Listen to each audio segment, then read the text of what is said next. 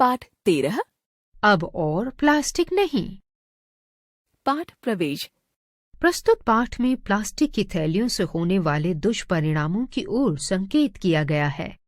पर्यावरण की खुशहाली हेतु प्लास्टिक के प्रयोग पर रोकथाम लगाना अनिवार्य है। रविवार का दिन था।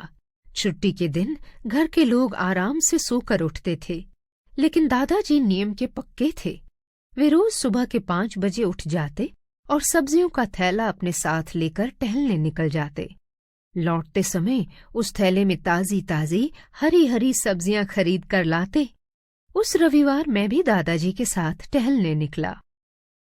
हम घर से थोड़ी ही दूर पहुंचे थे कि जहां तहां कूड़े से भरी प्लास्टिक की थैलियां दिखाई दी। मारे दुर्गंध के मुझे उल्टी आने लगी। दादाजी बोले, अवीश बेटा, नाक पर जल्दी से रुमाल रख लो, नहीं तो तबीयत बिगड़ जाएगी। मुझे ये देखकर बड़ी हैरानी हुई कि जो दादाजी घर में सबको नसीहत देते नहीं थकते, वे चुपचाप गंदगी को अनदेखा कैसे कर सकते हैं। दादाजी ने मेरा हाथ पकड़ा और बगीचे की ओर चल दिए। टहलते समय मैंने बहुत बार दादाजी से उनके चुप रहने का कारण पूछा, पर कोई उत्तर न मिला। बगीचे के बाहर सब्जी वाला ताजी ताजी सब्जियों का ठेला लगा रहा था। टहलकर हम सब्जी वाले के पास जा पहुंचे।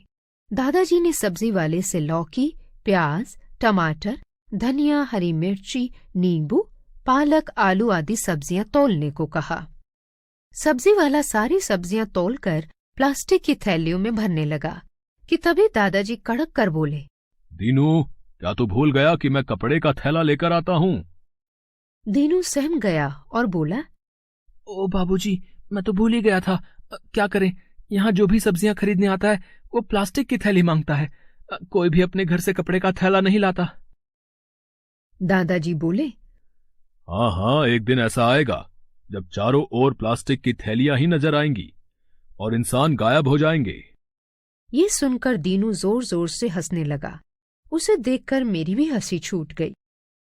दादाजी गंभीर होकर बोले, जानते हो दीनू, अवीश भी मुझे रास्ते में हैरानी से देख रहा था कि प्लास्टिक की गंदी थैलियों को देखकर मैंने कुछ क्यों नहीं कहा। जिस प्लास्टिक की थैली को हम अपनी सुविधा का साधन मानते हैं, जानते हो असल में वो सेहत के लिए कितनी जानलेवा है।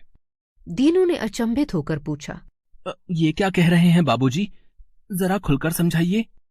दादाजी बोले, सुनो दीनू, प्लास्टिक न तो नष्ट होता है और न ही सड़ता है। प्लास्टिक की थैलियां जब नालियों को जाम कर देती हैं तो वे बारिश के मौसम में बाढ़ जैसी भयानक स्थिति पैदा कर देती हैं। जानते हो, समुद्र में फेंके जाने वाले प्लास्टिक से समुद्री जीवों पर उनके धीरे धीरे लुप्त होने का खतरा मंडरा रहा है। प्लास्टिक की थैलियों में खाने की वस्तुएं रखकर हम कूड़ेदान में डाल तो देते हैं, पर गाय बैल आदि जानवर उसे प्लास्टिक सहित ही खा जाते हैं। परिणाम यह होता है कि वो प्लास्टिक इन जानवरों के पेट में जमा हो जाता है और अंत में इनकी मौत का कारण बन जाता है। मुझसे रहा नहीं गया और मैंने तुरंत पूछा, तो अब तक जितने प्लास्टिक का उत्पादन हुआ है उसका क्या होगा दादाजी? दादाजी ने समझाया, अवीश, वो प्लास्टिक अभी तक नष्ट नहीं हुआ, उसे खत्म होने में लगभग 1000 साल लग जाएंगे। दीनू झट से बोला, फिर तो बाबूजी सरकार को इस दिशा में ठोस कदम उठाना होगा, नहीं तो आने वाले वर्षों में प्लास्टिक का उत्पादन तेजी से बढ़ेगा, जिससे कचरे की मात्रा भी खतरनाक स्तर पर पहुंचेगी। दादाजी बोले, सरकार इस दिशा में निरंतर प्रयासरत है। मैंने तुरंत कहा, दादाजी, सरकार तो जो करेगी सो करेगी, पर हमें भी तो इस समस्या का हल खोजना चाहिए। दादाजी बोले, हाँ बिल्कुल, आज की दुनिया टीवी और मोबाइल की दुनिया हो गई है। आलीशान घरों में रहने वालों से लेकर झोपड़ी में रहने वालों तक, यहां तक कि फुटपाथ पर रहने वालों के पास भी मोबाइल फोन होता है। सोशल मीडिया इतना प्रभावशाली माध्यम है कि वो एक खबर को दुनिया भर में फैलाने में 1 मिनट भी नहीं लगाता। तो क्यों ना इस मीडिया से कुछ लाभ उठाया जाए। प्लास्टिक के खिलाफ जंग में यह बहुत अच्छा हथियार हो सकता है। बोलते बोलते दादाजी रुक गए। वास्तव में वहां उनके कुछ दोस्त भी इकट्ठा हो गए थे और उनकी बातें सुन रहे थे। वे जोर से तालियां बजाने लगे। मैंने कहा, दादाजी, हम सब आपके साथ हैं। अब हम सब मिलकर इस जंग को जीतेंगे और अपने देश को प्लास्टिक से होने वाले खतरों से जरूर बचाएंगे। वहां खड़े सभी लोगों ने मेरी कही बात पर हामी भरी। रीमा धंजल। देश को प्लास्टिक मुक्त कराएं, पर्यावरण खुशहाल बनाएं।